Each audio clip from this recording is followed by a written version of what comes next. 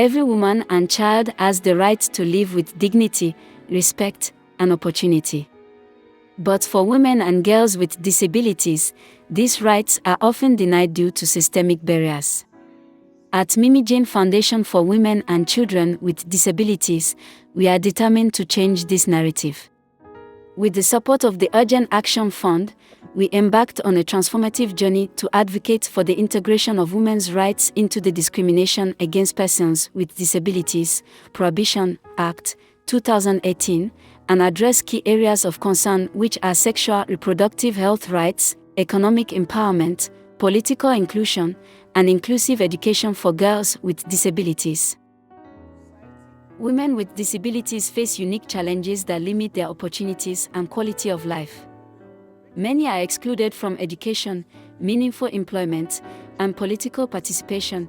They experience discrimination rooted in both their gender and disability, which often leaves critical issues like sexual and reproductive health rights completely overlooked. Without adequate legal protection, they remain among the most marginalized groups in society. This project set out to address these issues by advocating for the inclusion of women's rights in the Disability Act. It focused on ensuring access to education, economic empowerment, and fair representation for women with disabilities. The goal is to create a more inclusive society where every woman can have equal opportunities and a voice.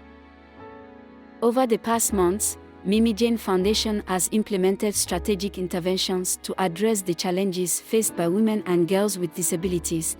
We began by working with legal experts, civil society organizations, and policymakers to identify gaps in the Disability Act. This led to the presentation of detailed position papers to the Nigerian National Assembly, where we raised critical motions. To enjoy the services of medicals in Nigeria and Abuja in particular. Also, these women ranging from ages 18 to 49 do not have access to medical facilities in Nigeria. One, a whole lot of barriers are lined up that confront them when they approach the hospital. The first thing that welcomes you are the gigantic structure, the staircases that are not accessible. Our efforts were acknowledged by the chairman of the House Committee on Disability Matters, marking a significant step toward the inclusion of women's rights in the legislation. We also focused on inclusive education, recognizing its importance in empowering girls with disabilities. As part of this effort, we collaborated with schools, disability advocates, and policymakers to develop inclusive education curricula tailored to their needs.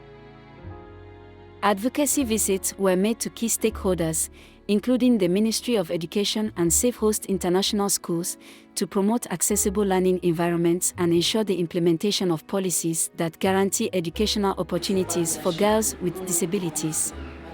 We engaged with the Federal Ministry of Labor and Employment to address employment challenges for women with disabilities.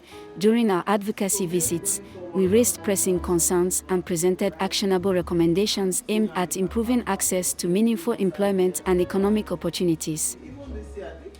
Economic empowerment was another cornerstone of our work. Through vocational training programs, we equipped women with disabilities with marketable skills such as tailoring, liquid soap making, air fresheners, and other trades, enabling them to achieve financial independence and stability. These efforts represent our commitment to creating a more inclusive and equitable society where every woman, regardless of her abilities, can thrive. The training was really impactful and enlightening. It provided me with the understanding of the inclusive curriculum, which has a key impact on the learning outcomes and the inclusive method of teaching. And it also empowers students with disability to have equal access to education, to be fully represented, have confidence and respected. It also equips students with skills like critical thinking, adapting, and respect for diversity. I want to say thank you to Urgent Action Fund for supporting the development of the comprehensive, inclusive curriculum, which has improved the academic outcome in empowering marginalized students, most especially students with disabilities, and supporting teachers in creating an inclusive environment. And I want to say that this investment will yield a long-term benefits and also a more equitable, just educational system. Once again, I want to appreciate you all. Thank you. My name is Mrs. Blessing Benedicta Emenike. Impact of the vocational training we did organized by Mimijane Foundation, it had a very good positive part in my life because I am a caterer and I love to go into production.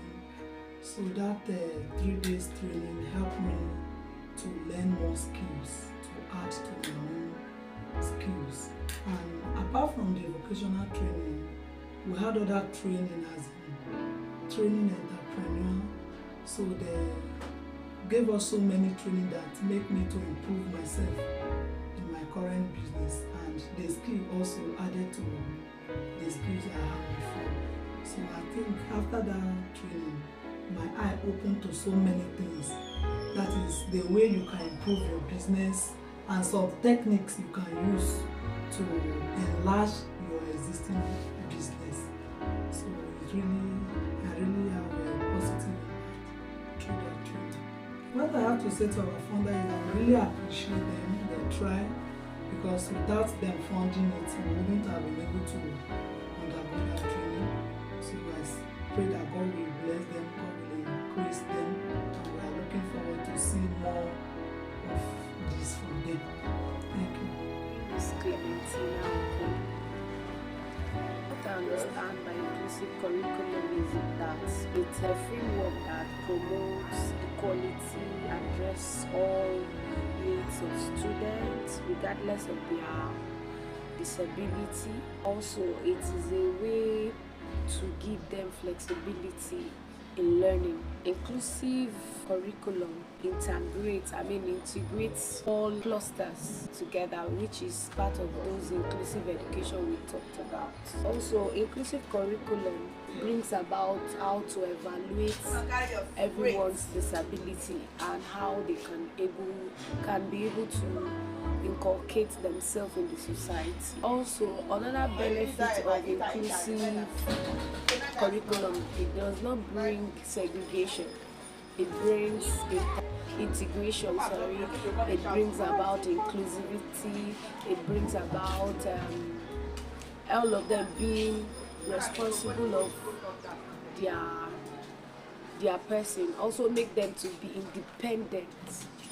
So inclusive curriculum is very important in the corridor of disability. For our funders, what I really have to is to first of all do an accessible check with the stakeholders. When they go through the stakeholders, they'll be able to know the little challenges for them to use before they implement the curriculum.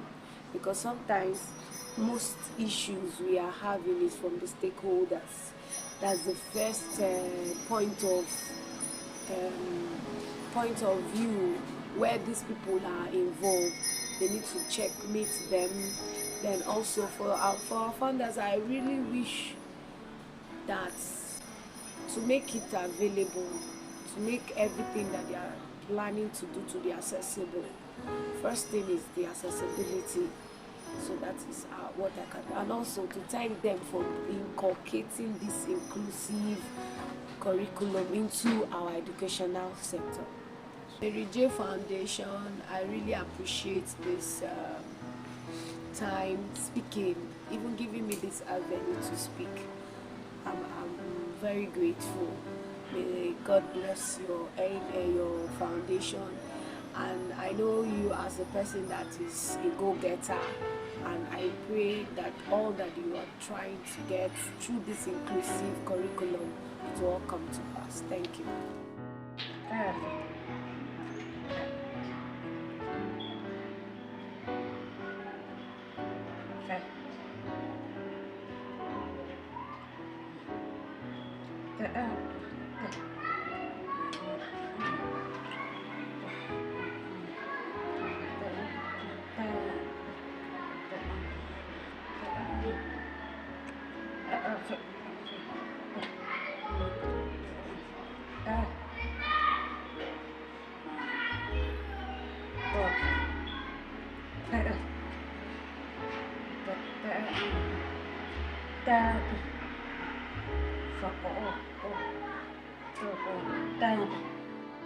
Audience action fund. We are